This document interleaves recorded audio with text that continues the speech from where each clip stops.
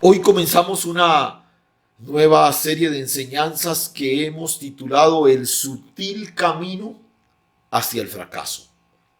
El sutil camino hacia el fracaso. ¿Y cuál es la naturaleza de este título, de este encabezado? Es que tú y yo hemos sido establecidos en la victoria que nos fue dada en Cristo Jesús. Esa es la verdad que nos gobierna. Pero la victoria no es algo que yo alcanzo, la victoria es algo que yo manifiesto. O sea, si yo me descuido, si yo no atesoro aquello que me fue dado, y quizás un ejemplo que nos ayude un poquito a ilustrar esto, es como cuando tú recibes un regalo, está ahí empacadito en su bolsa, con su moño, su tarjeta, ese regalo es tuyo, no es de nadie más. Pero mientras no, nadie te lo va a quitar, es tuyo, pero mientras no lo destapes, lo uses, te lo midas, lo disfrutes, qué sé yo, no sé qué sea tu regalo, ¿cierto?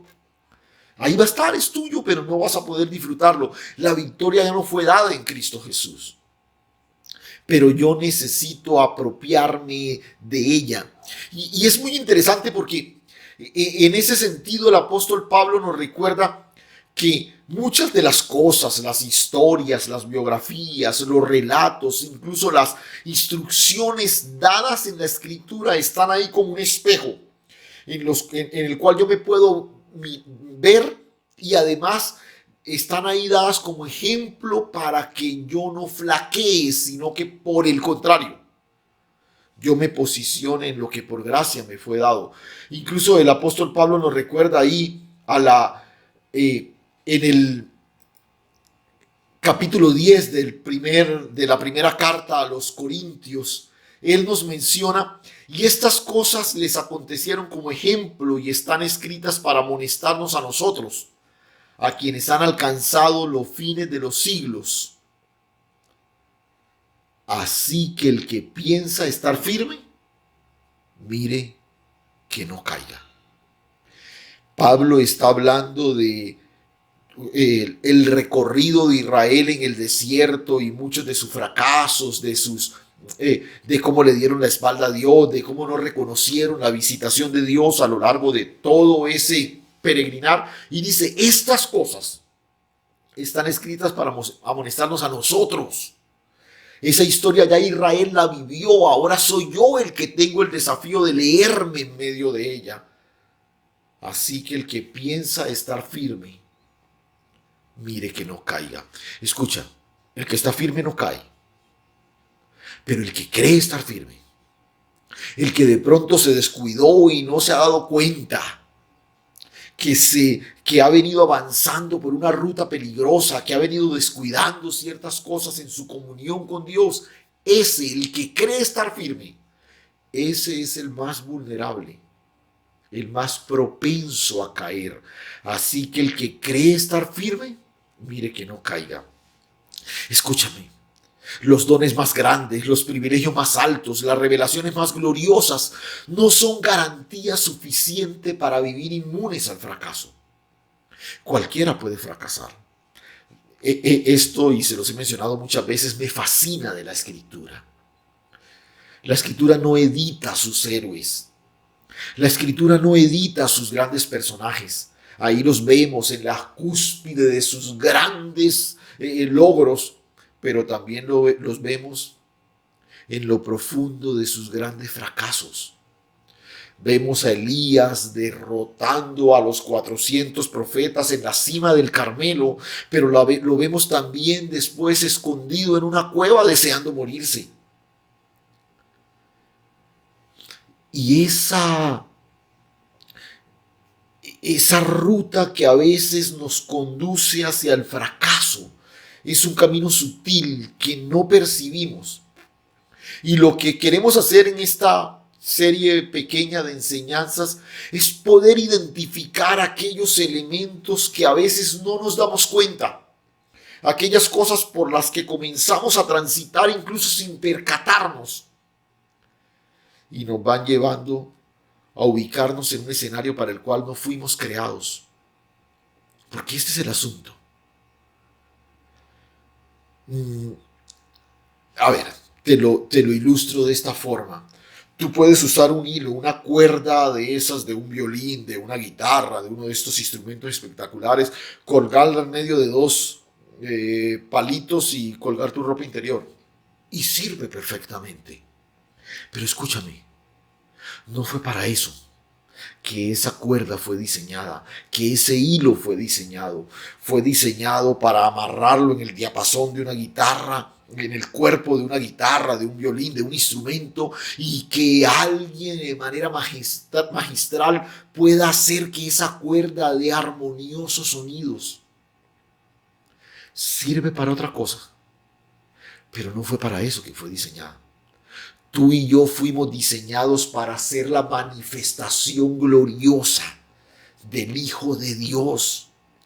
Tú y yo fuimos diseñados para vivir la victoria que nos fue dada en Cristo Jesús. Hay algunos que han sido trasladados al reino de los cielos, pero viven como si todavía fueran habitantes de las tinieblas. Y lo que quiero que revisemos precisamente es eso. Y el personaje que vamos a usar como referente de nuestra enseñanza es alguien que, bueno, conocemos de alguna manera, algunos nos identificamos con él por su ímpetu, pero probablemente nos identificamos más con él, a veces por su necedad, por su carácter impulsivo, y bueno, sabe ya de quién le estoy hablando, ¿cierto? Pedro, Simón, hijo de Jonás, ¿no? Este hombre que operó en la unción de Dios, este hombre que escuchó sentado a los pies de Jesús las más grandiosas enseñanzas, que fue testigo presencial de la aparición de Moisés y Elías al lado del Maestro en el monte de la transfiguración. Este hombre que estuvo en tantos escenarios de gloria, también estuvo en uno de los momentos más complejos y difíciles, más complicados, allí en el fondo de lo que se conoce como la negación. El estridente sonido del canto de un gallo nos recuerda lo profundo a lo que descendió nuestro personaje. Y la negación es solo la expresión que se usa para describir lo que ocurrió aquella noche en la que hasta maldijo el nombre del Señor. Pero por favor, no nos ensañemos tanto con Pedro, porque usted se va a dar cuenta que tiene más de su historia y de la mía, de lo que nosotros quisiéramos. Y es la historia de otros personajes como Saúl, quien estamos estudiando los días domingos, David, Salomón. Y si por el lado de los reyes se trata, la lista sería bastante numerosa. Escúchame, el creyente puede claudicar en su fe si descuida su comunión con Dios, si no se percata de aquellas cosas que el enemigo sutilmente pone como tropiezos. Y este no es un asunto repentino. Usted no se levanta una mañana y dice, hoy me levanté como con ganas de darle la espalda a Dios. Hoy me levanté como con ganas de pecar y fallarle a Dios en el cumplimiento de su propósito. No, no. Por lo general, esto es un proceso lento, paulatino, descendente, donde en forma imperceptible llegamos a una decadencia espiritual, y es lo que por razón de nuestro estudio vamos a llamar el sutil camino hacia el fracaso. Pedro, nuestro personaje, fue el primero de los discípulos del Señor. Pedro fue el primero en devoción, pero también en rechazo, el primero en diligencia, pero también en negación, el primero en eliminación, en revelación, pero también en necedad. Pedro nos muestra que hoy podemos estar en la cima de los grandes momentos de comunión con Dios, pero también si nos descuidamos, podemos morder el polvo del fracaso.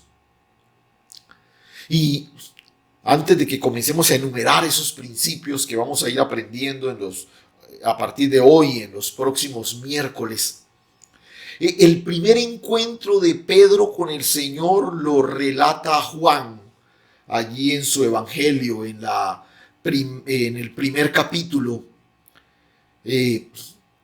Andrés, su hermano, ha reconocido al Señor, ha pasado de ser discípulo de Juan a ser seguidor de Jesús, y ahora viene e invita a Simón, su hermano, para que conozca a Jesús.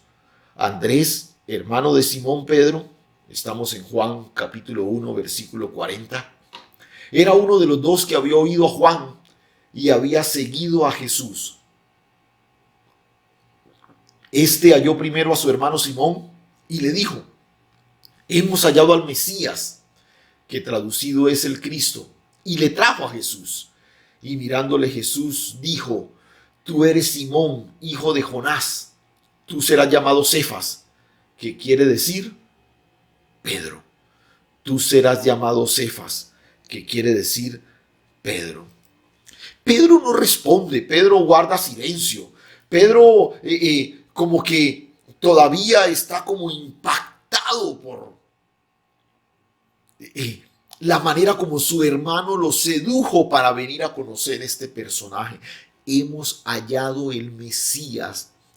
Esta es una esperanza que estaba en el corazón de todo hebreo por generaciones, esperando la llegada del Mesías. Ahora viene su hermano y le dice: lo encontré, ven y te lo presento, ven y te lo muestro.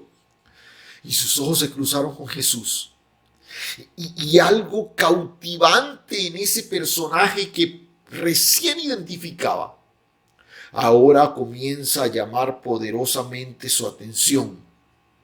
Pero el Señor no le dice gran cosa, sencillamente le menciona un cambio que va a comenzar a operarse en él y que comienza por su nombre: Simón, hijo de Jonás, que es una expresión que puede traducir algo así como caña frágil o como alguien que no es digno de confianza.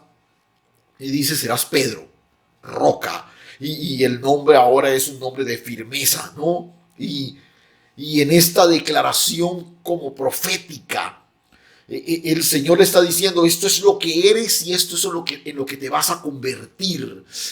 Vas a ser un fundamento firme del proyecto que yo voy a edificar. Vas a ser un instrumento que yo voy a usar, una piedra viva que yo voy a usar para levantar el instrumento, el fundamento de algo glorioso que se va a construir sobre la vida de Cristo mismo.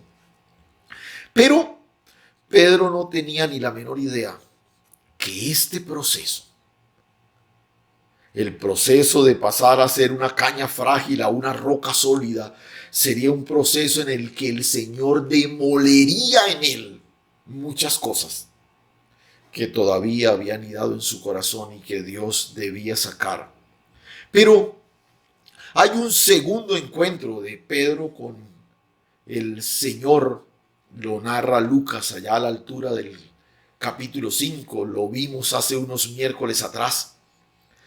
El Señor, ellos han tenido toda una noche de una infructuosa pesca. El Señor llega, les pide que le presten su barca para compartir desde ahí una enseñanza.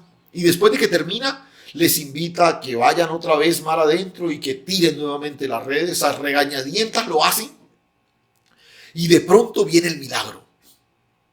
Las redes que no capturaron un solo pez a lo largo de toda la noche de pronto se llenaron. Y Pedro reconoce lo que su hermano le había dicho, pero también reconoce quién es él.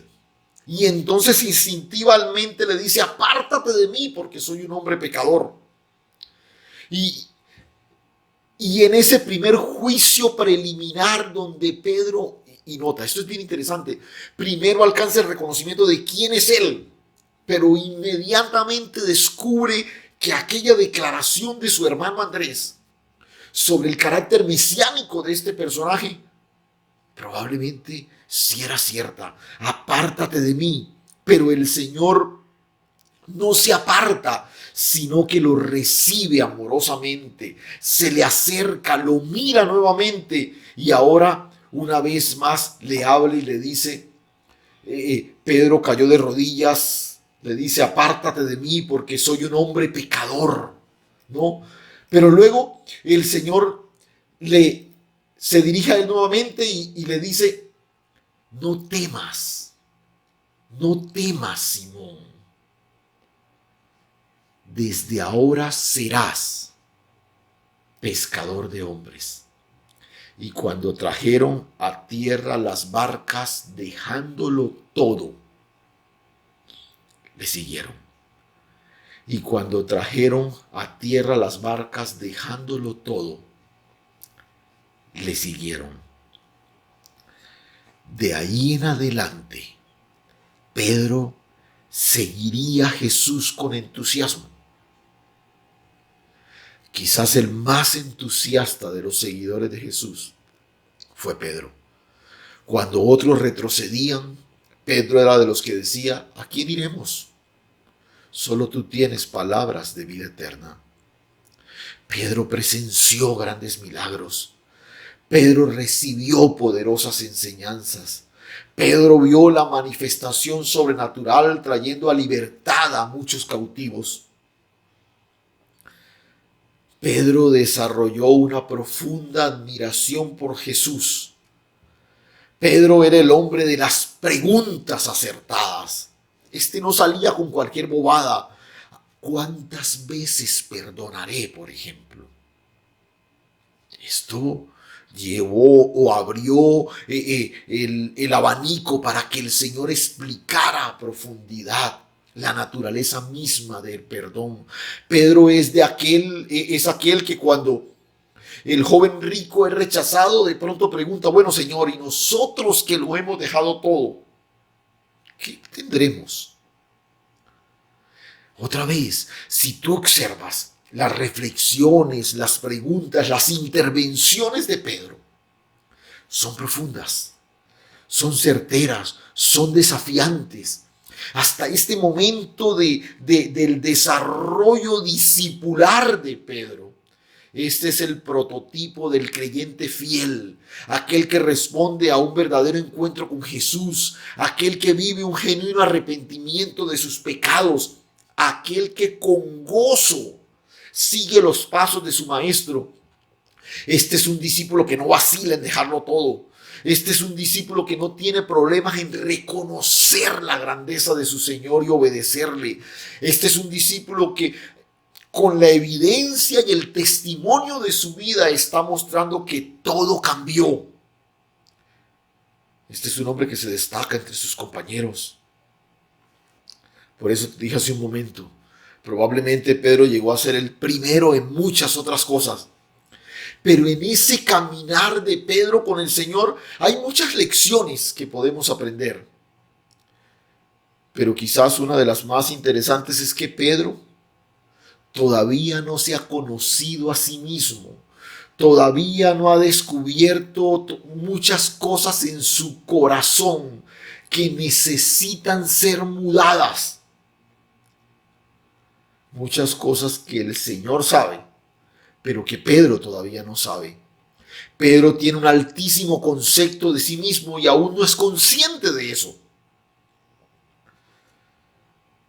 Muchos de los grotescos pecados del pasado ya quedaron atrás.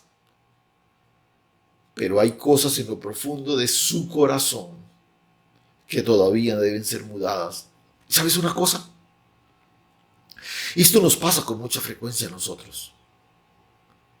Porque medimos nuestra comunión con Dios y nuestra victoria en la fe por eso que yo he siempre llamado los pecados socialmente condenables. Es que yo era un borrachín, ya, yo dejé el trago. No, yo era muy adúltero, yo era infiel en la casa, ya no. Agrega al Señor y a mi hogar. Es que yo era alguien así que me gustaba quitarle al prójimo, yo engañaba, yo hacía esto y lo otro, ya no hago ese tipo de cosas. Sí, gloria a Dios. Pero recuerda que la transformación del Señor es algo que se opera de adentro hacia afuera. Y probablemente estas señales visiblemente reconocibles son fáciles de monitorear. pero ¿qué de aquellas que tienen que ver con el orgullo, con la autosuficiencia, con la incapacidad de perdonar? Muchas de esas cosas que todavía están ahí. Por eso quiero invitarte a que sigamos las pisadas de Pedro y que aprendamos algunas valiosas lecciones en ese camino que lo llevó a lo profundo del fracaso.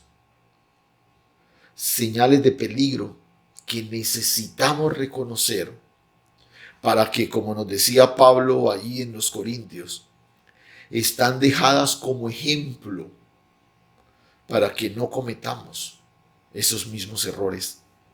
Entonces, hoy vamos a mirar la primera de ellas y es lo que vamos a llamar cuando quitamos la mirada del Señor. ¿Cuándo es que nos involucramos en ese camino que lleva al fracaso? Cuando quitamos la mirada del Señor. Cuando quitamos la mirada del Señor.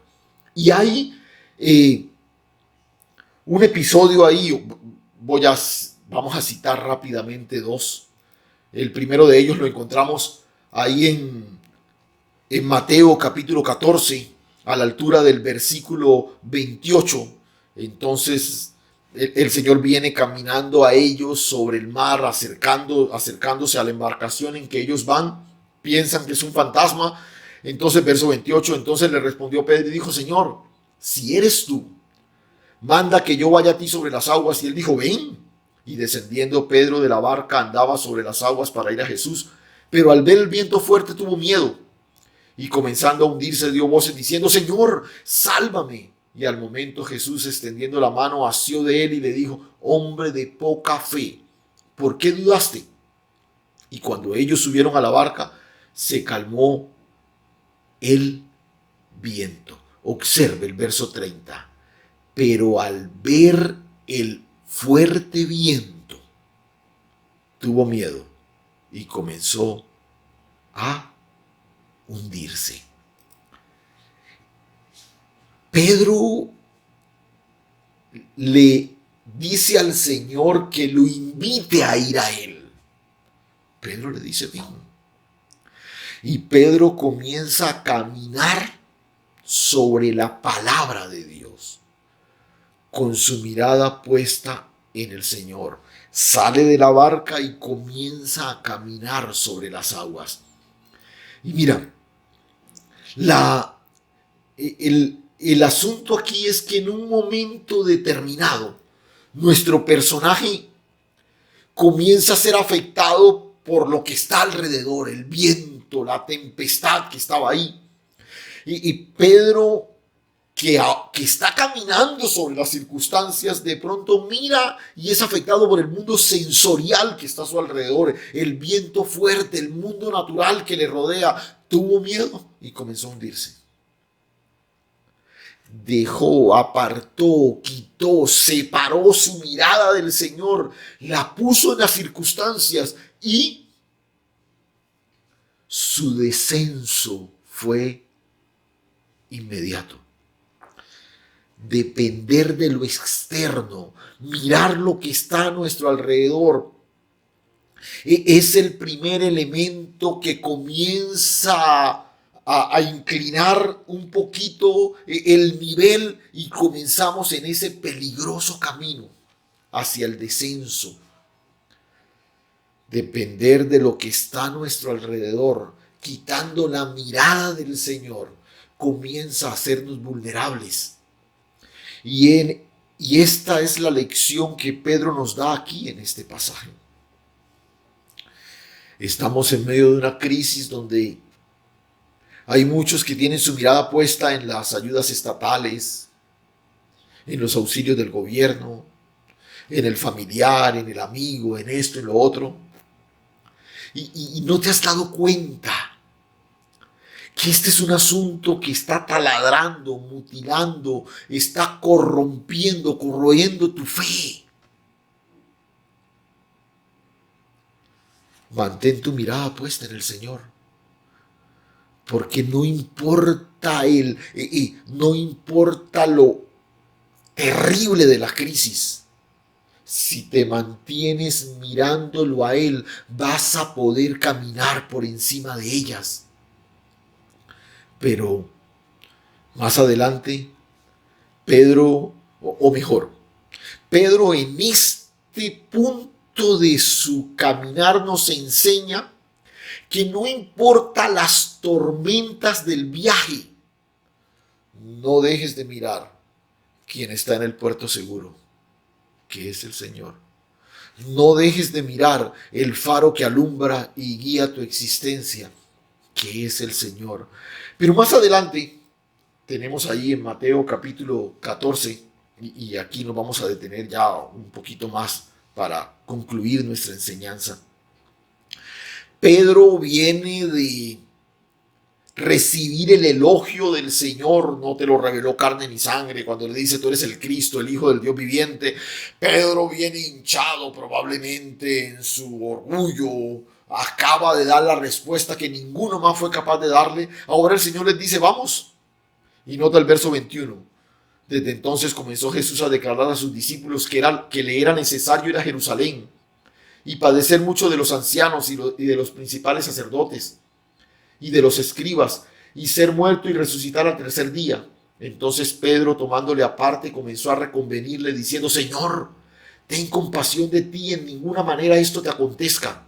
Pero él, volviéndose a Pedro, dijo: Quítate de delante de mí, Satanás, me eres tropiezo, porque no pones la mira en las cosas de Dios, sino en la de los hombres. Recuerda, dijimos, cuando comenzamos a transitar por la ruta que desemboca en el fracaso, cuando se quita la mirada del Señor, cuando quitamos la mirada del Señor. Mira, el Señor le dice: quítate de delante de mí, me eres tropiezo, porque pones la mira, porque pones tu mirada en las cosas de los hombres, no en las cosas de Dios. Escúchame, en esta segunda ocasión, Pedro, con esa pretensión natural, no sé si otra vez todavía con el viento del orgullo llenando su cavidad torácica, ¿no? Pretende decirle al Señor cuál es el camino más apropiado en la ruta del cumplimiento del Padre. Pedro pretende o invita al Señor a ignorar la obra de la cruz, que es el peldaño más alto en el camino al trono. Y la lección aquí es que a veces, por estar tan pendiente de las dificultades mediáticas, dejamos de apreciar el propósito eterno. Y cuando uno mira con detenimiento este episodio, Pedro, el que acaba de declarar que Jesús es el Cristo, el Hijo del Dios viviente, quizás dijo: yo tengo como la última palabra. Quizás creyó que había algo meritorio, bueno y sobresaliente en él para haberse ganado semejante elogio de su maestro. Y entonces hace una acción temeraria. Reconviene a Jesús. Por favor, observa la tremenda pretensión de este hombre: reconvenir al Señor. Y es por esto que recibe la más severa de las reprensiones: apártate de mí, Satanás. Es como si el Señor le dijera: mira, Pedro, esa aparentemente buena intención que tienes es algo inspirado por Satanás mismo. Te estás levantando como un adversario del propósito de Dios. Pedro estaba comenzando a transitar por un camino oscuro, sombrío. Y fue el inicio de lo que finalmente desembocó en el túnel de la negación. Y observa, en el momento de mayor gloria, en el momento donde el mismo Señor lo elogia por haberse abierto a recibir una revelación del Padre para declarar la identidad del Hijo, este hombre termina embarrándola de una forma tan nefasta que el mismo Señor tiene que decirle: apártate de mí, Satanás. ¿Será que cuando como siervos de Dios experimentamos algún tipo de triunfo espiritual, cuando somos usados por Dios en la administración de la palabra, en aconsejar a alguien, en darle una palabra de sabiduría a alguna persona, ¿no será que en esos momentos somos más expuestos a cometer errores? Porque nos llenamos de prepotencia, porque nos atrevemos incluso a decirle al Señor lo que tiene que hacer. Cualquiera podría decir, pero la intención de Pedro era buena. El Señor está hablando de ir a sufrir a Jerusalén, de ir a entregar su vida. Y Pedro le dice: no, Señor, no tienes que hacer eso. Yo tengo una idea mejor. Escúchame. Mira, en esos momentos en que nos sentimos tan firmes, ojo que no caigas. Pedro exhibió aquí su mejor intención. Él amaba a su maestro. Él no le cabía en la cabeza la posibilidad de verlo sufrir. Y entonces se interpone en el camino del Señor para tratar de evitar la cruz, ignorando que esa intromisión era una intromisión al verdadero propósito de Dios, al propósito eterno de Dios en el Hijo de redimir a todo ser humano. El mejor pensamiento de Pedro distaba a kilómetros de lo que había en el corazón de Dios. Y este es el peligro cuando apartamos nuestra mirada de Él, cuando dejamos de verlo a Él, porque entonces pensamos en nuestras ocurrencias, pensamos en nuestras estrategias, pensamos en nuestras salidas. Es cuando en medio de una oración, por ejemplo, tú le dices: Señor, provéeme en medio de esta necesidad y toca a mi cuñado para que me ayude. ¿Ves? Le estás diciendo al Señor cómo tiene que hacerlo. Señor, provéeme en medio de esta situación y permite que el gerente del banco apruebe el crédito. No, no, no, no. ¿Acaso tú sabes más que Dios? Pero nota, estás poniendo tu mirada en el cuñado, en el gerente del banco, y has apartado tu mirada del Señor, y entonces eres presa fácil de aquello que te va a llevar a un camino descendente, decadente, y que puede desembocar, en el peor de los casos, en un estrepitoso fracaso. Dios es Dios. Y aunque a veces nos cueste trabajo entender su propósito, es perfecto, es perfecto. A veces nos creemos más sabios que Él, porque no podemos apreciar en forma lógica sus caminos. Escúchame, Dios no se rige por los parámetros de la lógica. El hecho de que no entendamos lo que el Señor está haciendo no es licencia para desobedecer. Tú y yo estamos llamados a la obediencia, aunque no tengamos claridad de aquello que el Señor nos manda. Recuerda, los caminos del Señor, aunque a veces son incomprensibles, siempre son seguros. Siempre son seguros. Y es interesante, aquí el Señor no está juzgando a Pedro por un homicidio o por un adulterio o por un pecado sexual o por algún tipo de perversión. Aquí el Señor está juzgando a Pedro por una bondad natural de su corazón, pero que lo desconecta del propósito. Porque, otra vez, la intención de Pedro es buena. Señor, yo no quiero verte sufrir. ¿Cómo vas a entregar tu vida? ¿Cómo vas a ir a entregarte en manos de estos tipos que van a ensañarse contigo? Escúchame. La obra de la cruz aquí no ataca solo lo intrínsecamente malo.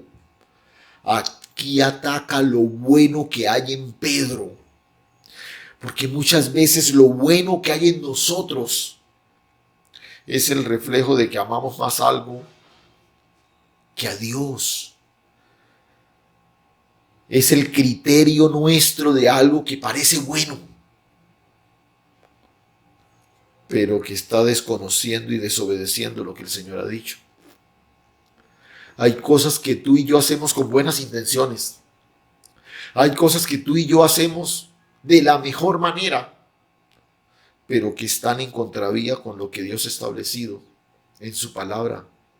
Apartar la mirada del Señor no es únicamente apartarnos de los caminos de la fe. Apartar la mirada del Señor es poner nuestra confianza en cualquier cosa o persona distinta a Él. Por eso te decía que este es un camino sutil y peligroso. Porque cuando tú puedes identificar abiertamente una conducta pecaminosa, tú te apartas.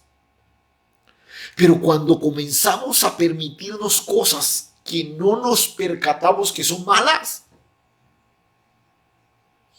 hay cosas que tú haces con tu tiempo que puede que no sean socialmente condenadas como malas, pero son malas porque te están desconectando del propósito. Tú puedes dar un buen consejo a alguien, pero si no está acorde con lo que Dios ha dicho en su palabra, tú comenzaste a apartar tu mirada de Dios.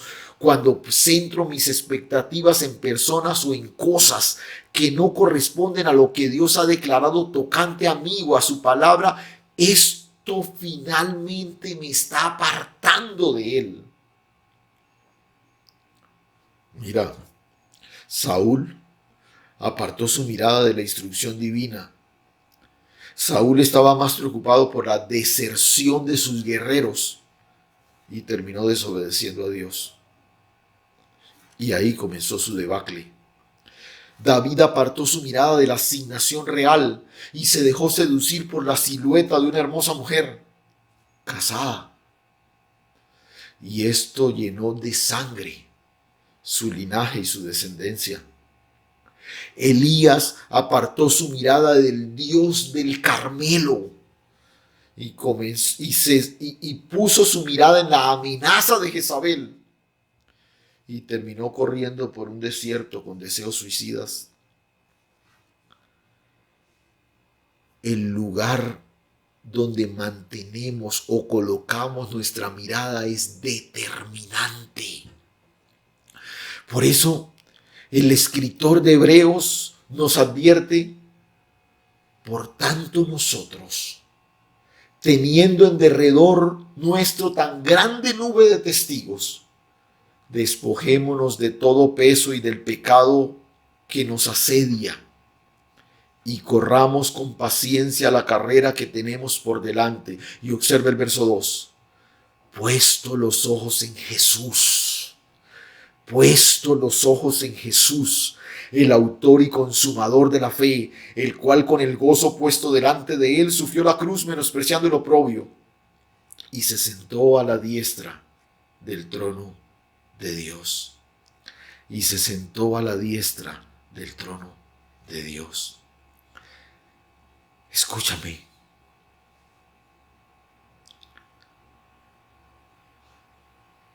Pedro quitó su mirada de Jesús.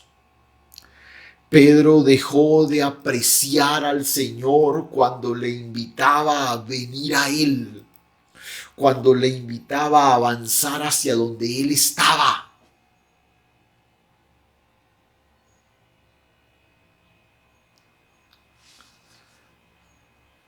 Pedro terminó mirando la conveniencia de ir a Jerusalén a celebrar y no a cumplir el propósito de Dios. Y comenzó un camino descendente y peligroso. Esta es la primera señal que quiero dejar en tu corazón. Cuando nos metemos en esa ruta que puede desembocar en algo, en un estrepitoso fracaso. Lo primero, cuando apartamos nuestra mirada del Señor. Y quizás aprovecho este momento para hacerte una pregunta en el marco de esta situación que hoy vivimos. En medio de la crisis actual que está atravesando el mundo entero y por ende cada uno de nosotros, ¿hacia dónde está enfocada tu mirada? Estamos pendientes de las alternativas científicas, de una eventual vacuna, de que por fin salga esto. Estamos pendientes de las ayudas estatales, de que por qué a mí no me incluyen en determinado listado. Estamos pendientes del apoyo de algún familiar o de algún amigo, de la palanca de alguien que pueda venir y ubicarme y reinstalarme laboralmente. Escúchame, nada de eso es pecaminoso. Pero cuando apartamos la mirada de Él, sutilmente nos metimos en una ruta que puede llevarnos a algo que verdaderamente es digno de lamentar.